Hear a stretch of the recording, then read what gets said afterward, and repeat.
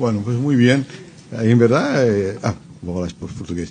Na verdade, foi uma mini conferência, porque ao contar o livro, o modo de construí-lo nos passou o conteúdo, apesar de dizer que não. Eu só lamento uma coisa, que os líderes do meu partido não hajam lido esse livro antes.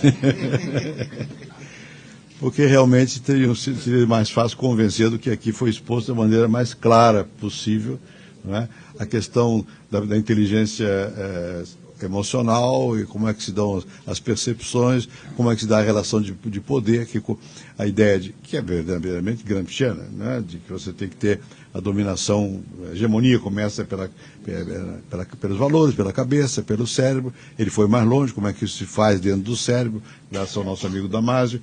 Mas, de qualquer maneira, eu acho que é um livro que suscita um caminho enorme para a reflexão, e mais do que para a reflexão, para a ação. Para a ação. Mas eu não quero monopolizar a palavra, está aberta aí a quem queira perguntar. Miguel, já tem dois aí, Miguel e três. Microfone aqui. Microfone. ¿Cómo hacemos, Fernando? ¿Acumulo intervenciones y luego creo que é melhor que hacerlo así, que acumulas 2, 3 y luego contesta, porque va a repetirse mucho, los tipos no tienen imaginación. Miguel. Bom, como nós estamos a 18 dias da eleição no Brasil, eu queria fazer uma pergunta vinculada ao processo que nós estamos vivendo aqui. A sensação que se tem é que há uma dissonância entre o que um autor brasileiro, José Murilo Carvalho, definiu uma opinião nacional e uma opinião pública no Brasil. Na opinião nacional, prevalece o modelo da voz do falando para muitos e, enfim, galvanizando, tendo um poder de comunicação extraordinário. Na opinião pública, há debate, ou pelo menos há diversidade de opiniões, se não um verdadeiro debate. Para onde vai isso? Haverá uma vitória eleitoral, segundo todas as informações, avassaladora do presidente Lula, da sua candidata e do seu conjunto de forças. Mas há também uma sociedade que se organiza, se autonomiza, pensa, cria redes, debate. Na perspectiva, aí a minha pergunta, na perspectiva da defesa, da construção e do fortalecimento da democracia, quais os insights, qual a sua avaliação da tarefa que nos cabe no futuro no Brasil? Tu prefere contestar isso de pronto ou melhor que hagamos outra? ¿Qué le parece? Creo que es más fácil que conteste de pronto, ¿no? Bueno, perfecto. Bueno, tema clave y además no puedo decir cosas diferentes de las que ya he dicho esta mañana a la Folla de San Pablo, que era exactamente... bueno, yo me he negado a hablar de Lula y de la política brasileña, ahí, porque no es mi estilo llegar parachutado al país y empezar a decir que tiene que votar la gente. No es nuestro estilo. Pero el tema que señalas es fundamental. Yo, de momento, un comentario más que una opinión sólida. Yo creo que lo que ocurre es que si hablamos del mundo comunicativo, exactamente hay lo que tú señalas, una disociación entre el mundo de la política formal y de la política, yo diría, de la política. Porque esto es formal e informal. La política, es lo que es. Es la formal que lo configura con muchas informalidades. El mundo de la política y el mundo de la sociedad. Hay una distancia creciente en todos los países entre lo que hace la sociedad y lo que hace la política. Lo cual se traduce en un aislamiento creciente de la clase política que realmente solo se refiere a la sociedad cuando necesita sus votos, y después todo se arregla dentro del mundo de la política, lo cual tiene consecuencias profundas sobre la democracia, sobre la psicología de la gente, y la sociedad lo mismo, solo recurre a la política cuando la necesita. Entonces, mi impresión, pero entonces la sociedad es cada vez más autónoma, debate, se organiza en redes, crea círculos. Pero cuando se relaciona con la política, las formas de esa relación son muy indirectas, porque últimamente, en términos realistas para entendernos, hay que elegir entre un plato A y un plato B, no hay mucho más. Y luego los pequeños votos minoritarios se tienen que ir agregando. Entonces, mi opinión aventurada sobre Brasil es que lo que he ido aprendiendo al cabo de muchos años es que es una sociedad fundamentalmente clientelista y patrimonial. Un Estado patrimonial en que lo que esperan las personas, aparte de algunos momentos de exaltación, de cambio, pero lo que esperan es que el Estado les ayude a solucionar sus problemas. Y por consiguiente, en ese sentido, la construcción de cualquier autonomía hay que situarla en dos hipótesis. O hace falta cambiar por lo que la situación es grave y complicada, plan real. Se hunde el mundo, literalmente se hunde el mundo, como hemos visto en tu exposición, se hunde el mundo, tiembla la casa y entonces hay que hacer algo nuevo. Y si no se hunde el mundo, hay que ir a lo más seguro y a lo que me puede dar más en mis condiciones concretas. O sea, cuanto más seguridad y más clientelismo, mayores opciones tiene un candidato. Me parece que en ese sentido la continuidad de un gobierno fundamentalmente clientelista es la opción más segura en ausencia de un peligro. Sí. Ese sería un poco mi diagnóstico. Habría que crear el peligro. Claro, sí, pero el problema es cómo se responde después al peligro. No cómo crear el peligro. Creas el peligro y después quién lo arregla. Sí, claro. Porque también habría que ver el estado de la clase política brasileña. No tenemos un Fernando Henrique Cardoso, y no es que sea porque sea mi amigo. Entonces, el problema yo creo que está aquí. La sociedad sigue su dinámica, sigue su relación. El misterio de la estabilidad de China es que la sociedad va por un lado y el sistema político, de hecho el Partido Comunista, va por otro. Y mientras siga el crecimiento y sigan la capacidad propia de China de más o menos crear un tipo de vida muy distinto del que tenían anteriormente, la democracia es un tema abstracto. Lo que quieren es que el Partido Comunista les dé. Cuando no les da, empiezan las huelgas obreras, empiezan movimientos sociales, y estos utilizan realmente teléfonos móviles, utilizan Internet, a pesar de las censuras, y hay un momento de cambio. Entonces, esto sería un poco mi comentario, partiendo de la disociación que tú señalas. Fernando. Yo tuve la oportunidad, comencé a leer tu libro, y ahí supe que venías y fui directo a las conclusiones para tener una visión general. Buena idea. Solo conseguí ojear el resto, pero conozco tu obra. A ver si consigo en pocas palabras colocar los dos problemas que me parecen centrales. Al final de tu libro tú colocas the message, the media is not the message is the message. Y de alguna forma ahí está, me parece, el núcleo de eventuales quizás diferencias, inclusive refiriendo a un tema que concuerdo es todavía gris, ¿no? Tú mismo lo colocas, hay más necesidad, hay más investigación y no sabemos lo que viene por delante, ¿no? Entonces, el primer tema es, ¿hasta dónde the media is not the message? O sea, en algún lugar, tú conoces muy bien, toda una bibliografía que muestra que hay una tendencia cada vez más solipsista asociada a la utilización de los nuevos medios de comunicación. O sea, esa vitalidad social que tú ves, algunos autores no la ven tan claro. O sea, hay tendencias a un tailor-made information que tú mismo informaste. Y el segundo tema es the message is the message. Tú muestras, inclusive lo has confirmado aquí, que the message is never the message. En algún lugar el message moviliza estructuras más fundamentales, culturales. ¿Y cómo se constituyen esas estructuras que están por detrás del message? Y ahí volvemos al tema anterior, hasta donde no volvemos a ese solipsismo que es permitido por los nuevos medios de comunicación, y a dónde está realmente la fuente de la hegemonía. ¿Está realmente en el sistema de message o hay algo estructurante que nos obligaría a pensar algo más, una estructura de la cultura en el mundo contemporáneo? Muchas gracias. Cuestión fundamental, absolutamente. Bueno, primero, hay aquí un problema empírico. Hay un gran número de comentaristas de Internet, etcétera, que hablan sin tener la menor idea de Internet ahora sabemos muchas cosas. Tenemos una enorme cantidad de información sobre lo que pasa en Internet. El resultado empírico en todas las sociedades es que cuanto más Internet, más sociabilidad, no menos. Cuanto más Internet, menos alienación. En estudios clínicos, cuanto más Internet, menos depresión.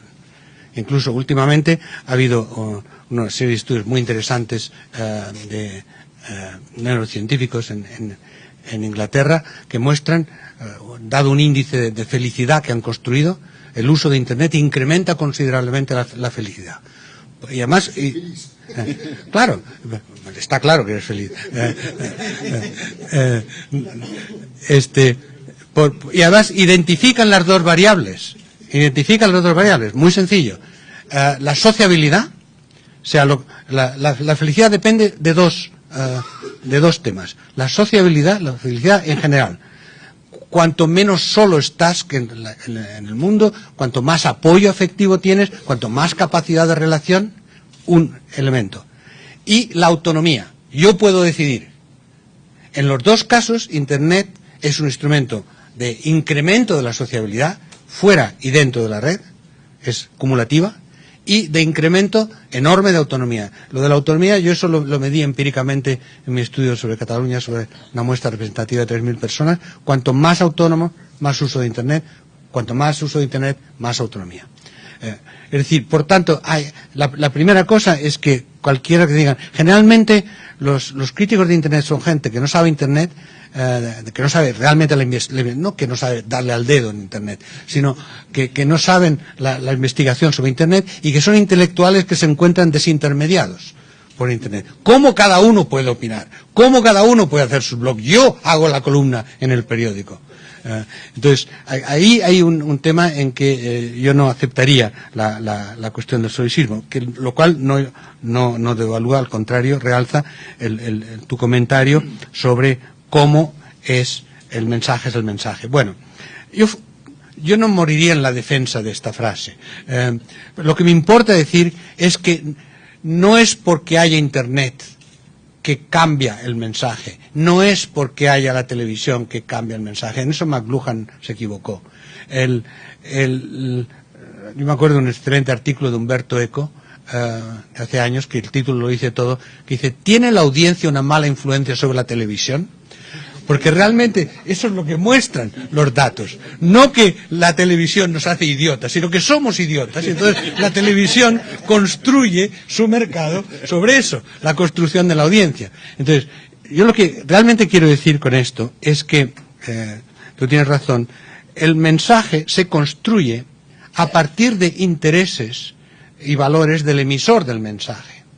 Y que ese mensaje, cuando está bien construido, intenta efectivamente activar mecanismos que están en nosotros. Si no hay esa conexión del mensaje con el receptor, del emisor con el receptor, no hay proceso de comunicación. Y esa conexión entonces es multimodal, es múltiple.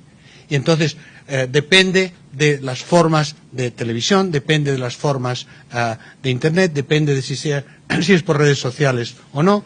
Ese mensaje es tanto más eficaz cuando que el medio conecta con la capacidad del emisor de producir un efecto final. En el caso que citaba antes de la guerra de Irak, la capacidad de construir un mensaje basado en el miedo funcionó muy bien en televisión, entre otras cosas porque televisiones enteras como Fox decidieron que esa era una buena audiencia, que era la forma de ganar audiencia. Pero no funcionó en Internet.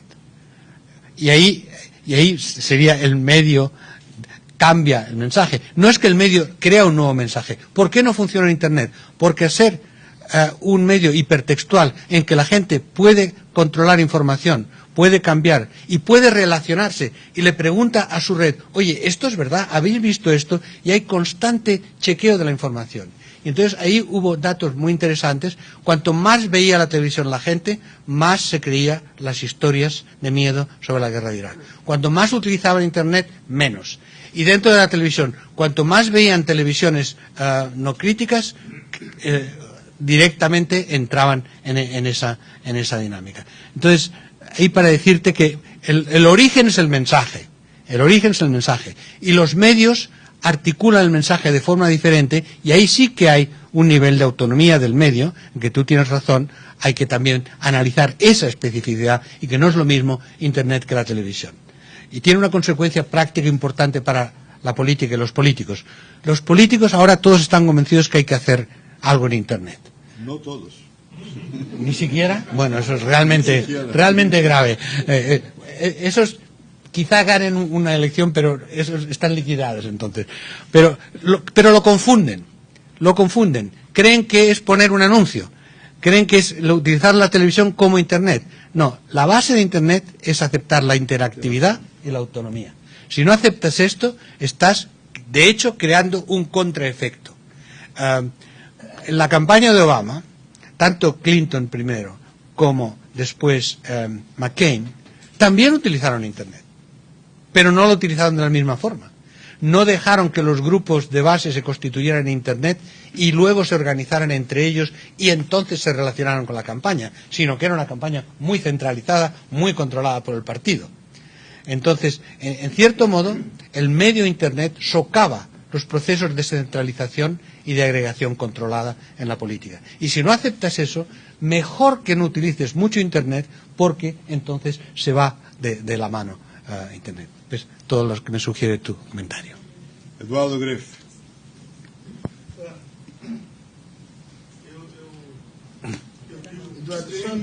Un momento. Tienes que ser grabado para la posteridad, ese es el mensaje. Não para a internet. Eu estreiei o meu... Por isso eu digo. Eu ganhei um Kindle de presente e estreiei com o seu livro há uns 2 meses. E ele é tão concreto e dá tantas pistas para o que a gente está vivendo hoje aqui no Brasil que chega a ser penoso. O seu livro não melhorou nem um pouco o meu bom humor nos últimos 2 meses. E é horrível, porque não é falta de leitura. Há 1 ano ou mais, os nossos aliados do DEM, do Partido Democrata, trouxeram ao Brasil o Drew Westen, que é um discípulo do seu amigo. Sim. E que tem um livro interessante sobre neurociência e política. The Political Brain. The Political Brain. Sí. Drew Westen es quizá el más popular de este grupo de ele personas. é um misto de cientista e consultor político, né?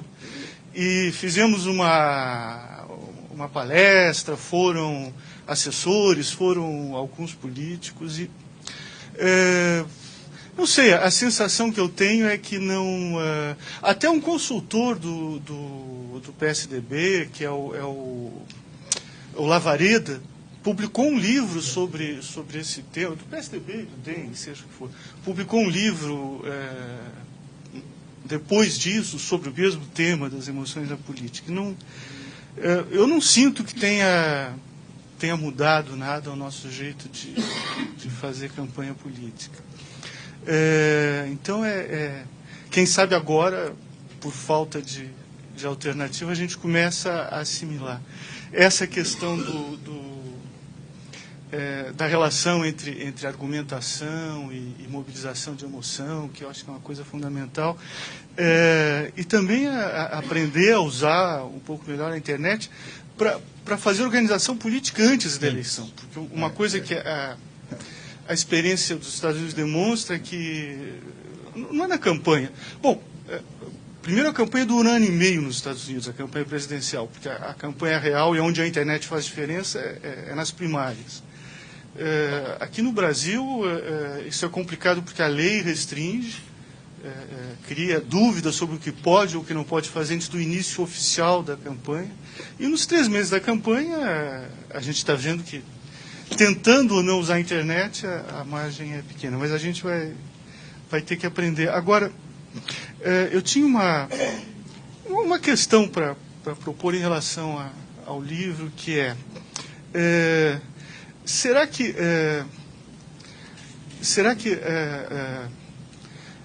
apesar de tudo, apesar da ênfase nas redes e na autonomia da sociedade, não tem um particular ainda de individualismo no livro? sai o indivíduo racional e inscrito em instituições hierárquicas e entra um indivíduo emocional e conectado em rede. O segundo livro que eu li, que eu baixei da Amazon e li no Kindle, foi um livro sobre Trust and Role, Trust and Role. É de um cientista político que tem um livro interessante. Ai, meu Deus, me escapa o nome agora. É um livro sobre redes de confiança e a relação entre redes de confiança, Estado e partidos políticos. Eu acho que uma investigação sobre nessa linha e ligando o funcionamento das redes de confiança históricas, pré-internet, pré-sociedade industrial e meios de comunicação, até a apropriação das redes virtuais pelas redes... eu não sei como é que se traduz redes de confiança. Sim, mas eu não sei se a gente de usa fidelidade, o conceito de confiança. Eu acho que podia a gente entender o jogo entre redes sociais de confiança, pessoais, interpessoais, e internet e instituições políticas. Eu acho que criaria uma camada adicional interessante de complexidade na análise. E eu acho que para nós isso é fundamental, porque eu acho que antes de ter dificuldade de lidar com as emoções e ter dificuldade para lidar com a internet, nós temos dificuldade de lidar com a sociedade concreta, que é sim clientelista, é sim patrimonialista, é familista. E para você mudar a sociedade e ter movimentos duradouros de mudança, você tem que se inserir nessas redes e fazer escolhas e aprender a trabalhar com elas. Coisa que nós não fazemos. Nós dizemos assim, a sociedade brasileira é clientelista, como se isso fosse uma condenação definitiva. E, no fim, nós é que acabamos condenados. Né? Gracias. No, en primer lugar, decir, por lo menos como hipótesis, que hay un patrón clientelista predominante no quiere decir que sea eterno y que no se pueda cambiar. Pero el cambio, insisto, yo creo que solo puede venir en el momento en que, dada la separación que hay entre sociedad y sistema político, que hay, esa separación existe, eso lo dicen los datos. O sea, falta de confianza total en los políticos, eso existe en Brasil como en todo el mundo. Dada esa separación, la posibilidad de un cambio de la articulación, de un cambio de la relación, solo viene o bien que dentro del sistema político hay una iniciativa de romper con ese clientelismo y una iniciativa exitosa de movilizar en torno a un proyecto no clientelista.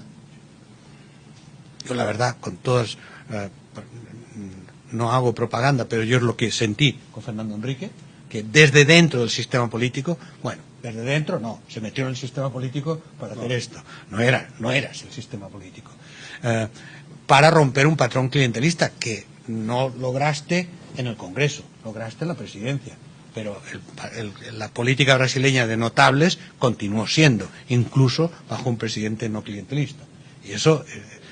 por tanto, yo no digo que no se pueda romper, yo digo que es muy difícil y que o bien hay una iniciativa desde dentro del sistema político que tiene éxito en movilizar en una situación favorable o en una situación de crisis, entonces la gente empieza a buscar, que es lo que ocurrió en Estados Unidos con Obama. O sea, Obama es el resultado de un cambio mental en la sociedad, no el promotor de ese cambio, sino el que supo articularlo. Sí. Y también. Por tanto, no, yo creo que no contradice el análisis y obviamente yo no condenaría a Brasil, por favor, el país del futuro. Lo que pasa es que desde que nos conocemos hace 42 años siempre es el futuro. Ya llegamos. Sí. Bien, pero sobre el tema más analítico que tocaste, bueno, yo no insistiría mucho en Drew Westen. Tiene cosas muy interesantes, pero, por ejemplo, los neurocientíficos no lo consideran muy serio, porque hace consulting político directo en base a unos cuantos experimentos y datos, va inmediatamente y vende sus servicios políticos. O autor sobre as redes de confiança é Sí. Eu acho mais interessante. Sí, sí, eso es. Eu acho mais consistente. No, sí, sí. No, entonces, Drew Westenstein hace el salto demasiado directo a la política. Es decir, mire, yo le voy a dar la fórmula para contrarrestar lo que están haciendo los republicanos. Lo que es cierto es que, eso hay documentación abundante, los republicanos hace 25 años en Estados Unidos construyeron think tanks de psicología cognitiva que trabajaron muy seriamente el tipo de categorías, el tipo de mensajes, cómo construir un mensaje que activara lo que les interesaba. Y War on Terror es un mensaje perfectamente diseñado, no es una casualidad. Y fijaros que Obama, una de las primeras cosas en su presidencia, dejó de hablar de War on Terror y habló de terrorismo. Y era también consciente, porque Leikos le había contado, mira, lo de War on Terror activa ciertos mecanismos. Entonces, en ese sentido sí que Westin y otros hacen, pero no se puede dar el salto tan directamente. Hay que pasar por un análisis mucho más de la mediación de los procesos políticos, de los procesos de información. Entonces, el tema de redes de confianza que señalan, este es fundamental, porque en un mundo en el que las personas tienen muy poco control sobre la información de los asuntos públicos. Para empezar, no tienen buena información. Para seguir, no tienen buena formación para analizar la información. Pero además no tienen control sobre lo que pasa. La exposición del instituto es fantástica, porque si esto se hiciera normalmente en una democracia, la gente entendería de qué se está hablando. Pero es muy difícil, incluso explicándolo en la televisión hay que ser muy pedagógico, pero por tanto muy simplificador. Entonces, ¿cómo la gente genera su capacidad de creer en una posibilidad de cambio en sus vidas y en particular el sistema político? Con confianza en otra persona en la que confían, y en otra persona y en otra persona. Redes de confianza. Esto es fundamental. Y por ejemplo, en las movilizaciones que yo he estudiado por teléfonos móviles, de capacidad de denuncias de los gobiernos, conexiones, lo que llamo comunidades de práctica política instantánea, aquí estas redes de confianza son fundamentales. Los famosos casos que ha habido, el que yo estudié en España en el 2004, de cómo se constituye una red que en el fondo provoca un cambio electoral y liquida al gobierno Aznar y hace ganar a Zapatero inesperadamente a través de mensajes.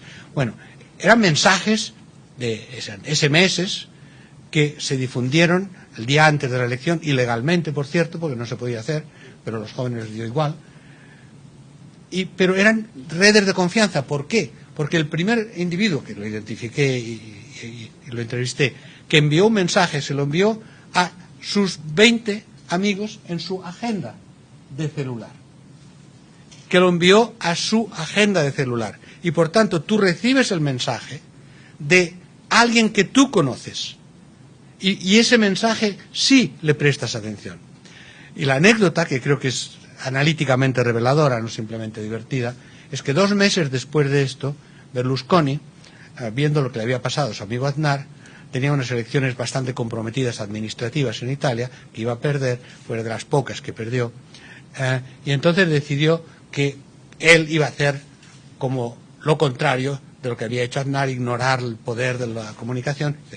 Yo soy un tycoon de la comunicación, yo sé todo.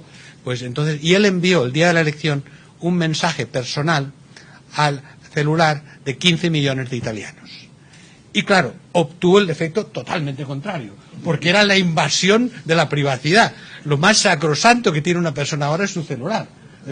El celular es tu vida íntima, entonces, que el político de turno te diga lo que tienes que votar ese día en tu celular, sin que tú se lo hayas pedido, es un insulto. Confundió la televisión con el celular. Entonces, contraste entre redes de confianza o mensajes simplemente de información directa. Entonces, la reconstrucción de lo que yo diría a la Habermas, la esfera pública ya no está en las instituciones, porque las instituciones están deslegitimadas. La esfera pública está en la comunicación. y la reconstrucción de una capacidad deliberativa pasa por las redes de confianza en el mundo de la comunicación. Eso es un resultado fundamental, yo creo, de mi investigación. Bom, agora eu vou passar a palavra ao Lúcio para fazer uma pergunta. O que o Castel está a toda hora me referindo aqui à exposição do Instituto, é uma exposição que está aqui no 5º andar sobre o real. Mas que é mais do que isso. Por exemplo, nós temos aí, está também no site do Instituto, todo o processo de privatização das teles. Quantos são os documentos, Prata? 140 mil documentos. E todo o debate no Congresso, os roadshows, as decisões, isso está disponível, tá? É acessível a qualquer um. Então, todo o processo que se fala, houve malandragem, a privatização, vai ver como é que foi, está lá. Tá? Então, é isso que nós temos aí embaixo, que vale a pena, quando tiverem tempo, dar uma olhada. Lúcio. Bom, em primeiro lugar, é um prazer de reencontrar Manolo, porque fomos colegas nos anos 66, 67, na Rue Monsieur de France. Sim, sim. 40 anos, mais que isso. Fizemos a Revolução. Quando éramos todos amigos. E, de fato, a Revolução, o seu livro sobre Chile, Ler com os Punhos Cerrados, e também o Grassroots Movement. Afortunadamente, esse livro lo quemaram. E não sobreviveu nenhum. Eu utilizava ele dando aula, às vezes. Bom, a minha questão é um pouco o que foi dito, talvez pelo inverso. Como pensar essa problemática que eu desconheço, mas do ângulo do contrapoder, da liberação do movimento social que você, enfim, grassroots movements, e que no fundo é também eu estou pensando num livro, que é o livro do Honneth, A Luta por Reconhecimento. É como as pessoas se reconhecem, como se sentem injustiçadas. E o importante para mim no Honneth, que eu acho um livro básico no estudo da luta social, é que ele, em boa parte da metade do livro, ele está baseado no Mead, psicologia social, e no Winnicott, que é a psicanálise mais pura, que vai até a primeira infância, etc. Então, a minha questão é possível juntar esse tipo de análise, da psicologia social, mesmo da psicanálise, junto com as neurociências, que eu não sei exatamente o que é, para pensar um pouco a liberação, como se forma a sensação de que a pessoa está sendo injustiçada. No fundo é isso. Gracias. Bueno, simplemente, Lucio, decir que el sentimiento de nostalgia y amistad es recíproco después de tantos años. De hecho, el proyecto fundamental subyacente a este libro es precisamente analizar las vías de transformación social y de movilización social autónoma. Eso es el objetivo del libro. A partir de la construcción de la autonomía de los actores sociales, individuales y colectivos, y su relación en el espacio de la comunicación como espacio decisivo que preorganiza la capacidad de incidir sobre las instituciones. O sea, mi modelo de análisis es muy claro. La sociedad cambia primero y luego cambian las instituciones. Ese es mi modelo de análisis. Los cambios de arriba no son cambios sino adaptaciones, digamos, catopardiano. Puede iniciarse el cambio por arriba, pero si no hay conexión con el cambio por abajo, no hay cambio en la sociedad. Bien, por tanto, cómo se construye la autonomía en el mundo de la comunicación para construir una autonomía de proyectos diversos, no necesariamente unificados, más bien no unificados. Yo siempre cito la frase de Ruth, que para mí fue decisiva y que la cito constantemente, que en nuestra sociedad el pueblo desunido jamás será vencido. El pueblo desunido jamás será vencido.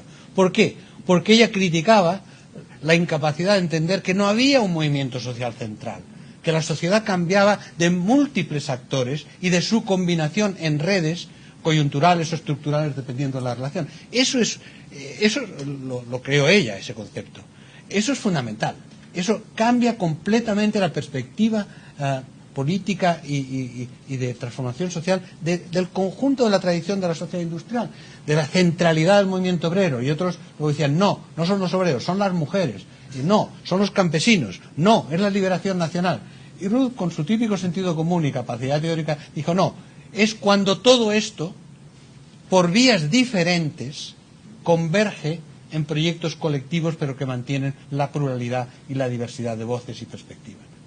Creo que esto cambia totalmente. Entonces, esa diversidad y esa capacidad de construir autonomía de múltiples formas, la existencia de espacios sociales autónomos en Internet y en la comunicación móvil, es un enorme espacio que permite esa diversidad y esa autonomía. No necesariamente la crea. Si no hay autonomía, Internet no sirve para nada. Si no hay diversidad, la comunicación móvil no sirve para nada desde ese punto de vista. Pero si la hay, que casi siempre la hay, entonces esa es una extraordinaria plataforma. Y de hecho, en mi libro, la última parte del libro es análisis de dos tipos de procesos de cambio social, movimientos sociales y lo que llamamos política insurgente. Política insurgente se refiere al proceso político propiamente. Movimientos sociales son, en la vieja traducción tureniana que yo siempre he seguido, las acciones colectivas que cambian los valores de la sociedad. Los valores, no las instituciones del Estado, sino los valores de la sociedad. Se supone que si tú cambias los valores de la sociedad, el Estado algo tendrá que oír o hacer o tiene problemas. Y entonces yo analizo fundamentalmente el movimiento ecologista analizo el movimiento antiglobalización, que ahí está claro la construcción del espacio de autonomía, es un movimiento de redes, montado sobre redes, y que incluso en su aspecto utópico anarquista se plantea una sociedad de redes por Internet. La última fase del movimiento antiglobalización, antes de que Chávez contribuyera a liquidarlo, probablemente por encargo de Bush, el movimiento antiglobalización estaba planteándose la perspectiva utópica con un argumento interesante, que el anarquismo llegó antes de su tiempo, porque la coordinación de comunas de base a nivel del conjunto de la sociedad no se podía hacer en ese momento. Por eso ganaron los de las jerarquías verticales y centralizadas, movimiento obrero, aparatos sindicales, etcétera. Pero ahora es la hora del anarquismo, porque no hace falta un partido central, no hace falta una coordinación central, no hace falta un partido de vanguardia. Nos autoorganizamos en lo local y en lo global a través de la red. Y lo mismo que hacemos en el movimiento, lo haremos en la sociedad futura. Bueno, esta parte es obviamente utópica, pero las utopías no son ideas tontas. Las utopías son elementos culturales que contribuyen a cambiar la sociedad por el hecho de que se construyan, ¿cierto?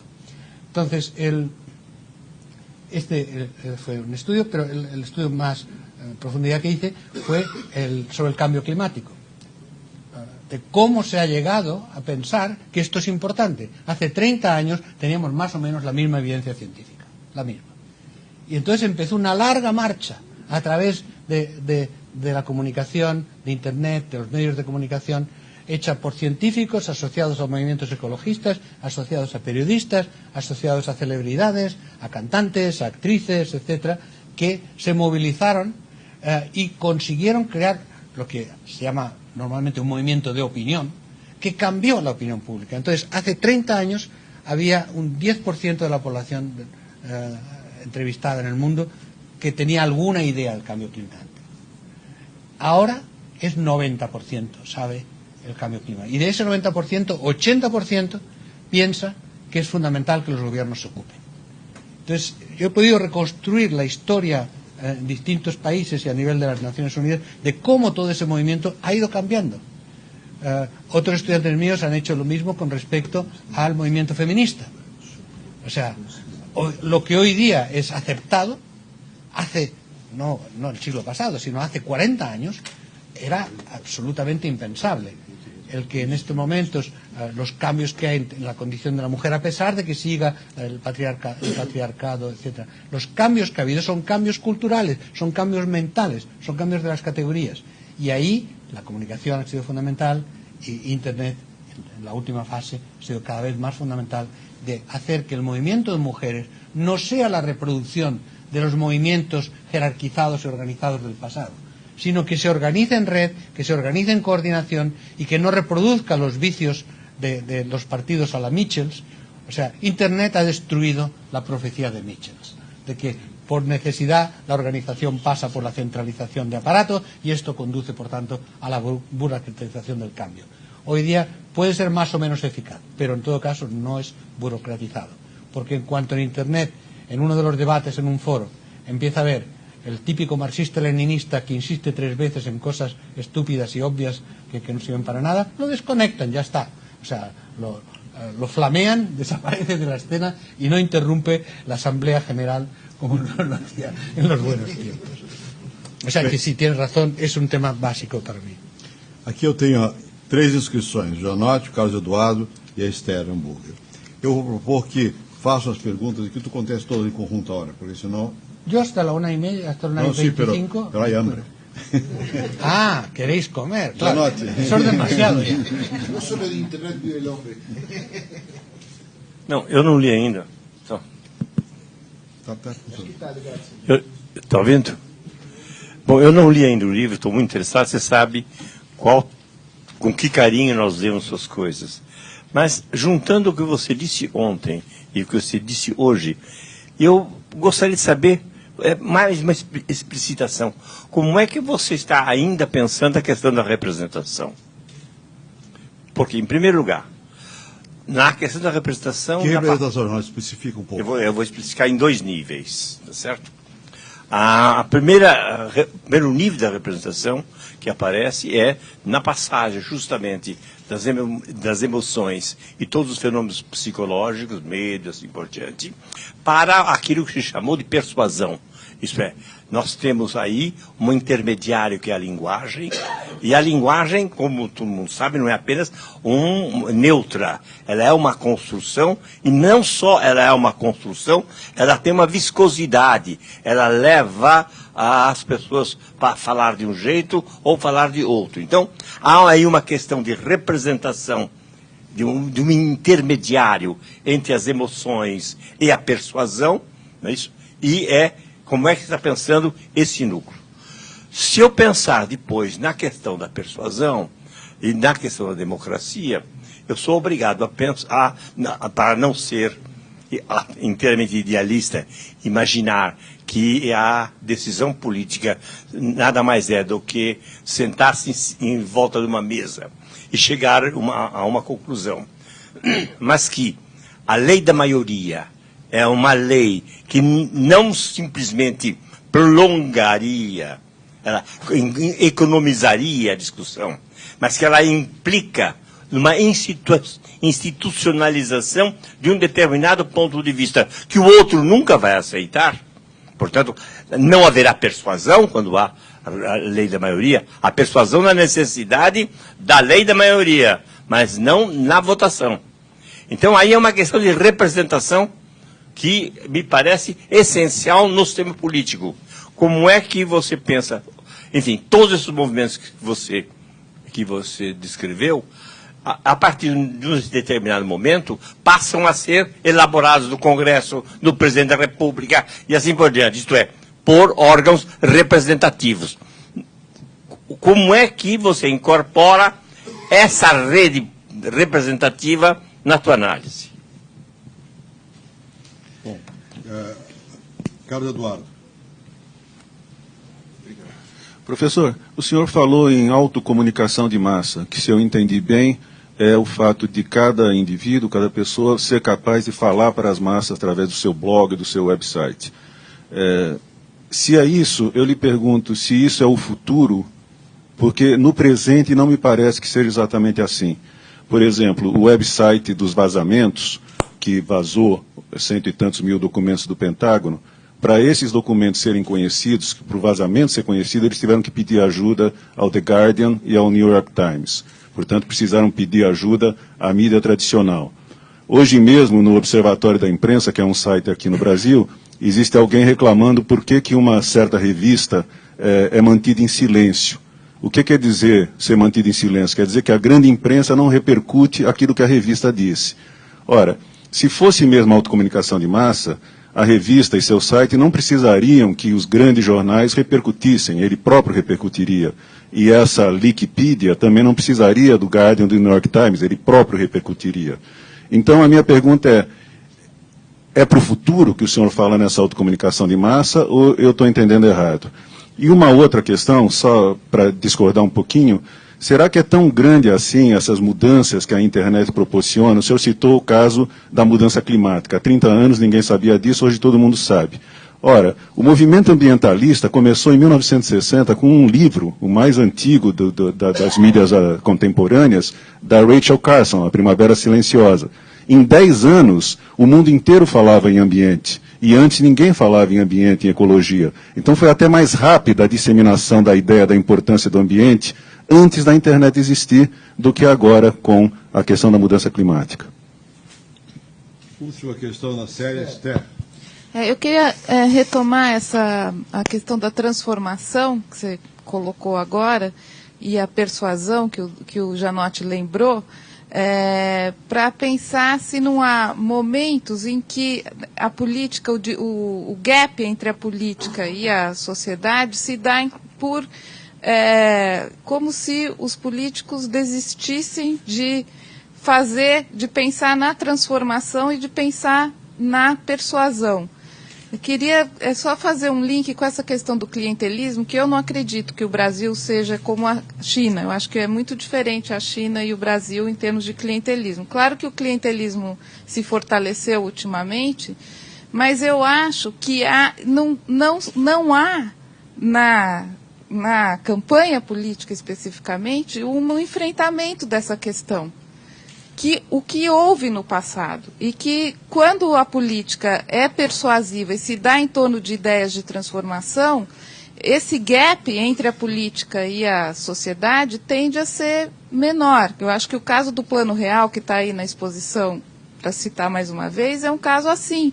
Quer dizer, é um plano que foi planejado, foi divulgado antes, as pessoas esperavam o que ia acontecer e foi se cumprindo aquele plano que foi anunciado antes. Então se estabeleceu um vínculo de confiança, né, que produziu transformações que estão se reverberando até hoje, né?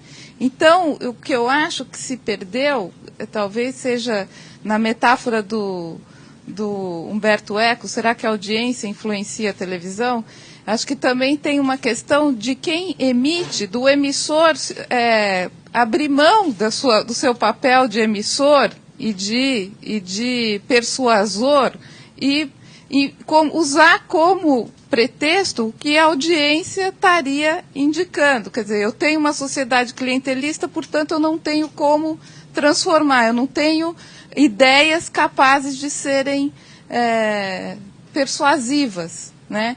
Eu acho que o emissor não pode se omitir de emitir, do seu papel de emissor e do seu papel de transformador e de persuasão, né? Perfecto. Podríamos seguir hablando, pero hay necesidades materiales. No, podemos seguir hablando, pero esos tres. La neurociencia condiciona que hay otra ley fundamental, que aquellos que no comen dejan de pensar. Entonces, o piensan mal. Bien. Tomando muy en serio estos temas que cada uno podría desarrollar muchísimo más. Bueno, la autocomunicación de masas es una nueva forma de comunicación, de todas maneras. Lo que no quiere decir que cada mensaje que se autoselecciona y autocomunica por sí mismo pueda llegar al conjunto de la sociedad. Pero en cualquier caso, construye redes de relación por las cuales se difunde. En el caso que citó, casi siempre estamos hablando de temas muy directamente políticos, que no son lo que la mayoría de la gente hace en la autocomunicación de masas. En el caso que citó, era importante para una revelación tan seria como la falsificación de los datos de la guerra en Afganistán, era muy importante para sus autores el hacer un proceso de legitimación en la sociedad establecida, que no fuera simplemente un rumor. Pero entonces la comunicación ya se había producido, las redes de Internet ya habían establecido, ya habían recibido, había miles de personas que ya eran conscientes. Lo que ocurre es que dos efectos. Por un lado, para el New York Times, si hubieran querido suprimir la información ya no podían, porque ya estaba la información.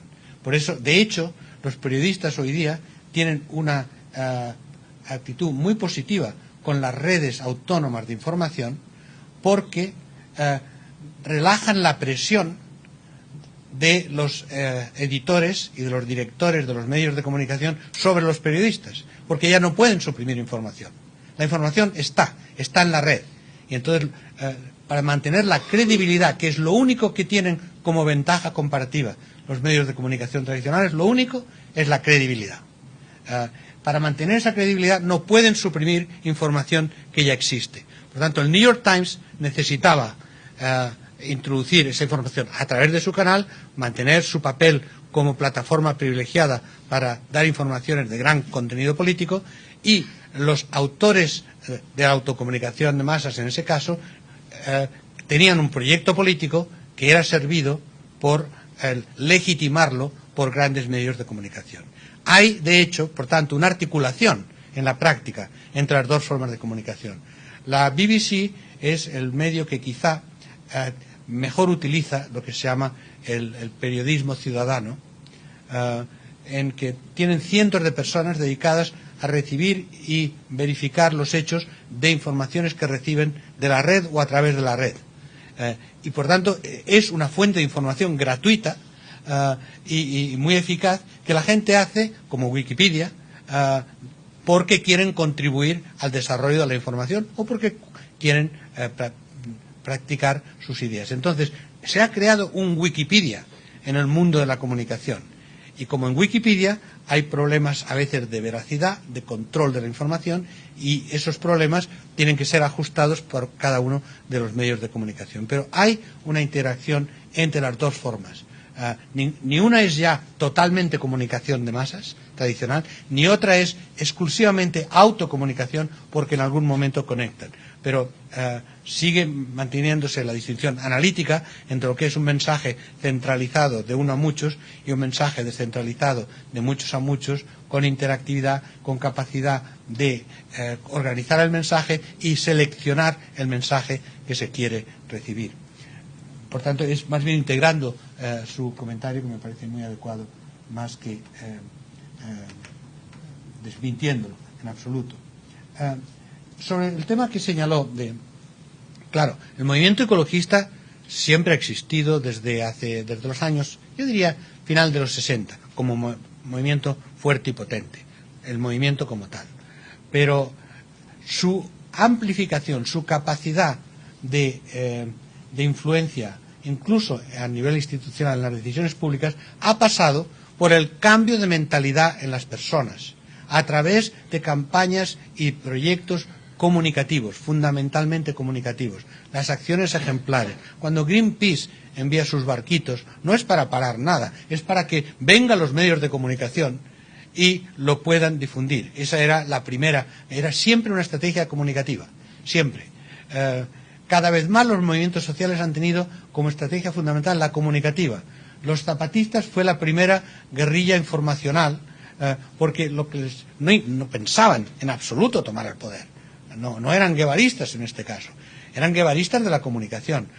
Vamos a que nos maten algunos, matamos a alguno, inmediatamente alto el fuego, pero ya hemos creado un ambiente en el que la comunicación mundial y el Internet, que ellos desarrollaron muy pronto, fuera capaz de repercutirlo. Entonces, yo lo único que señalaba en el caso que estudié es que yo hice el estudio de caso detallado de un tema tan fundamental como el cambio climático, no el movimiento ecologista en su conjunto, y realmente se fue amplificando sobre 3 décadas en base a la capacidad de comunicar en los medios de comunicación, en Internet y en las redes que se fueron organizando entre ellos.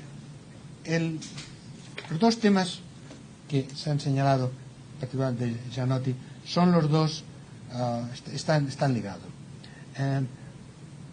Entonces, Gianotti, el tema del lenguaje es central en esta operación, pero para mí no es lo más, no es el centro de mi libro, simplemente porque no lo conozco bien.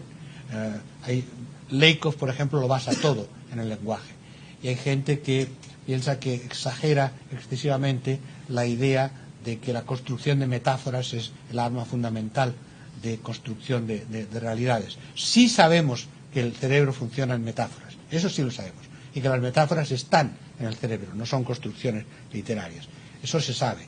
Pero más allá de esto, en qué medida la construcción metafórica del lenguaje determina procesos políticos es un tema más debatido que yo señalo, pero en el que todavía personalmente no tengo suficiente evidencia. Pero el problema que tú señalas es mucho más profundo.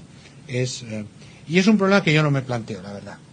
Porque es un problema de, en esa construcción, en esa situación, cómo se articulan las instituciones democráticas, cómo la persuasión lleva a una ley de la mayoría y cómo esa ley de la mayoría se transforma en un proceso deliberativo tradicional o no.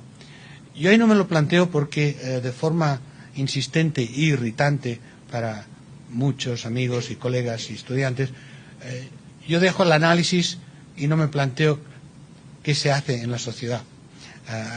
Hay alguna separación entre le savant y le politique que pone nervioso a mucha gente, pero no porque no haya que ligar las 2 cosas, sino porque esa conexión yo por lo menos solo la veo en sociedades concretas. Esa conexión hay que hacerla a partir de análisis concretos en Brasil. La idea de una construcción de instituciones, por ejemplo, democráticas, generales, esa idea, que es la vieja idea del racionalismo liberal, para mí ha sido históricamente desmentida. No hay una forma general de democracia. Y no estoy volviendo al tema democracia burguesa, no es esto. Estoy diciendo, elecciones en Afganistán no son democracia. Estoy diciendo, la construcción de un modelo ideal de democracia, a la Habermas, espacio de líder. Y no digo que tú lo digas, digo por qué me sitúo. Entonces, por tanto, la continuación de mi análisis sería naturalmente la construcción de un modelo deliberativo que en un momento llega a institucionalizarse y en ese momento tiene que haber una mayoría o una minoría. Yo personalmente, es algo que ignoro porque no lo estudio, pero personalmente tendría alguna duda en el sentido siguiente. Seguiríamos estando ahí en el modelo del momento de ruptura entre lo social y lo político. Hay cambios en la sociedad, hay debate, hay deliberación en la sociedad, cada vez más en las redes, cada vez más en las redes virtuales. Ese es donde realmente se produce el debate, y en un momento eso se concentra en un salto de institucionalización que necesariamente es una elección política, y a partir de ahí se organiza el juego de las instituciones.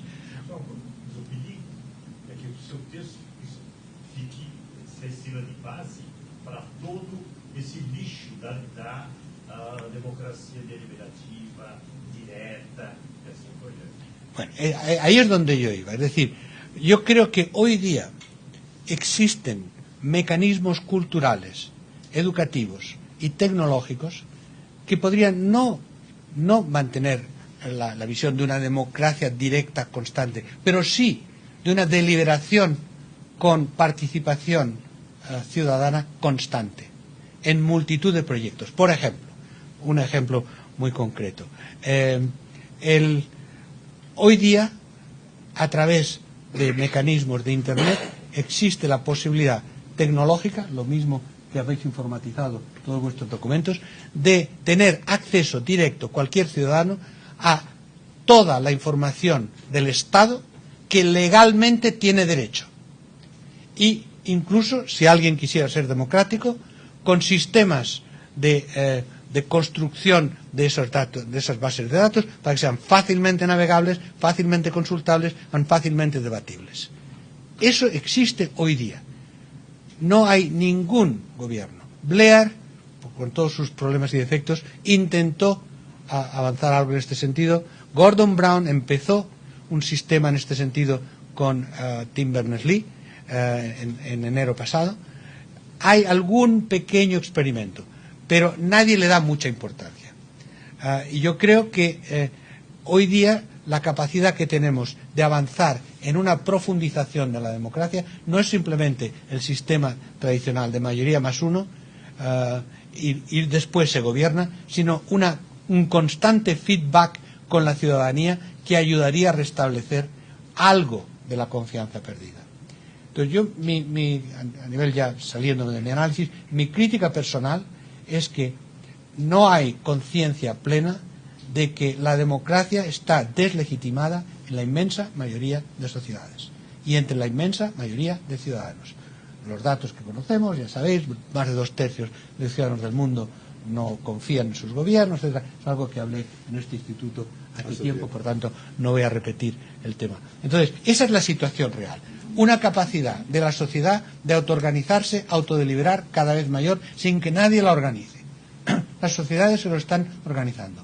Una capacidad, una deslegitimación creciente de la política formalizada. Y una capacidad potencial tecnológica y cultural de organizar otro sistema de relación entre gobernantes y gobernados. Esa última capacidad no se está utilizando.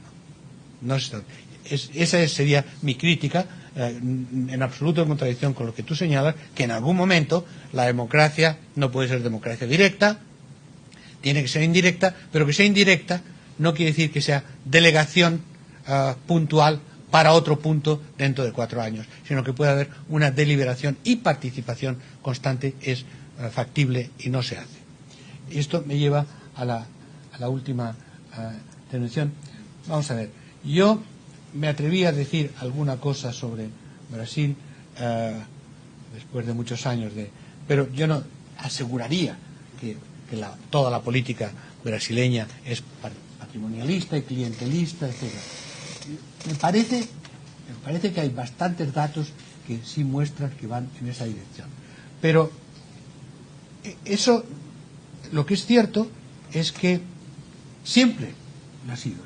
Sí, puede decirse incluso, puede ser menos ahora que antes. O sea, desde luego en el siglo XIX, en la fundación de Brasil, desde luego en el populismo de Brasil, ciertamente. O sea que en ese sentido siempre ha existido. Y en ese sentido el gap en la sociedad, entre la clase política y la sociedad en general, también siempre ha existido. Lo único que yo digo es que, primero, ese gap, medido en términos muy burdos de encuestas de opinión, ha aumentado, no ha disminuido. Durante la democracia, obviamente, si nos vamos a Getúlio Vargas o nos vamos a la dictadura, es otra cosa. Pero durante la democracia ha aumentado el gap de confianza en la política en general. Segundo, hoy día la sociedad tiene muchas, por lo que señalé anteriormente, muchas más capacidades de autoorganización, autorrelación, construcción de autonomía que anteriormente, porque los aparatos sindicales, políticos y de organizaciones sociales forman parte de ese sistema político. No son la sociedad civil, o son la sociedad civil en el sentido que Gramsci siempre la definía. Son aparatos que están dentro del Estado. Siempre la sociedad civil son los buenos y luego llega los malos, que son los políticos. No, la sociedad civil forma parte del sistema político. Y entonces, ¿qué ocurre? Pues que en gran parte el gap también se ha ido produciendo con respecto a estas organizaciones formales de la sociedad civil. Mientras que sobre todo si hablamos de los jóvenes. Si hablamos de los jóvenes, ahí vemos un potencial de futuro, porque lo que te quería decir antes es que yo aquí no hablé del futuro de la autocomunicación de masas y nunca hablo del futuro porque no creo, por lo menos yo no sé cómo hablar del futuro, pero sabemos una cosa sobre el futuro, que lo que ocurra con los jóvenes, eso es futuro, eso sí lo sabemos. ¿Que van a ser como nosotros?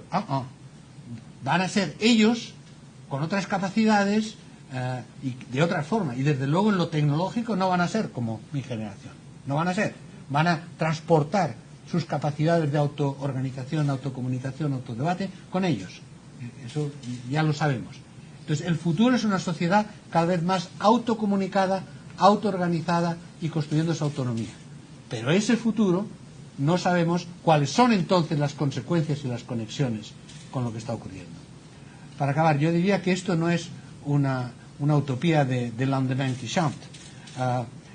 La capacidad autónoma de una sociedad tiene efectos sobre el sistema político y sobre las sociedades dependiendo de lo que ocurre en esa sociedad, de quiénes son los sujetos concretos de esa sociedad.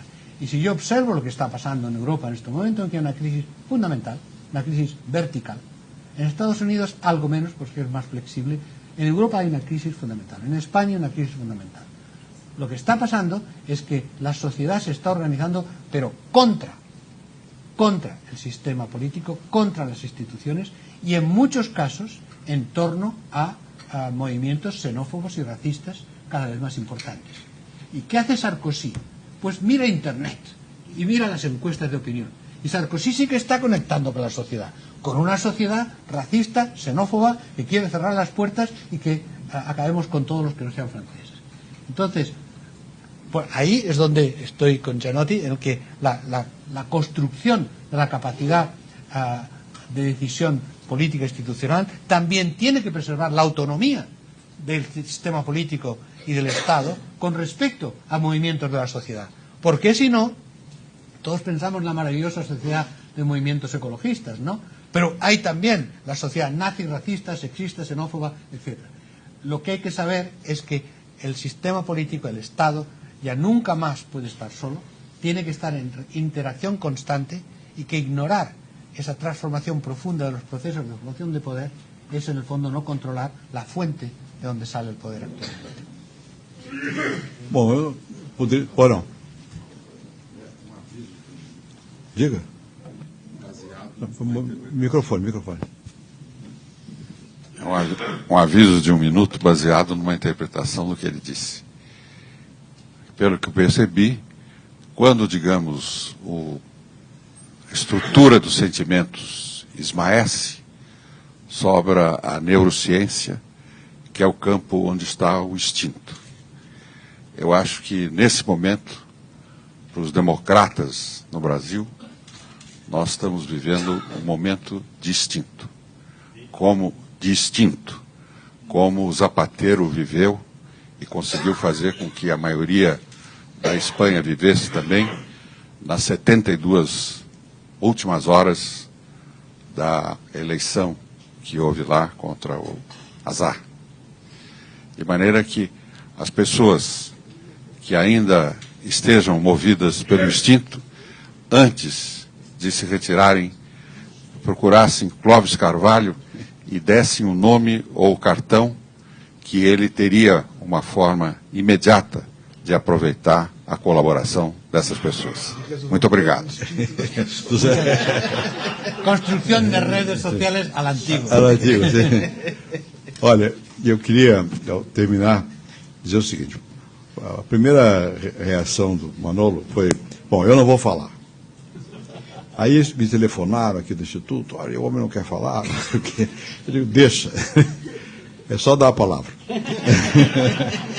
E na verdade nós vimos aqui uma manhã inteira de pura elaboração intelectual. A partir de cada pergunta, a gente vê a força de uma inteligência tentando articular, mostrar, ver qual é a vereda do novo, não ser intolerante, absorver a colaboração, ainda quando vem uma opinião crítica. Eu acho que foi uma manhã preciosa. Nós não podemos fazer outra coisa senão agradecer muito a você. e dizer que dá inveja, porque continuou com o vigor do jovem que fazia a Revolução em Nanterre, e que passava por líder maoísta, né? E que estava nas barricadas, né? E já era professor. Continua com essa mesma paixão, mostrando que até no seu desempenho aqui, provando a tese dele, porque ele articula com emoção. O tempo todo está, ao mesmo tempo, reagindo de uma maneira que não é uma maneira puramente de analisar o dado e tal. Sim, está analisando o dado, mas ao mesmo tempo ele se joga de corpo e alma na análise, sem que isso prejudique a sua capacidade analítica. De modo que eu termino dizendo o que disse no começo. Eu não conheço sociólogo contemporâneo maior do que Manuel Castells. Muito obrigado, Manuel.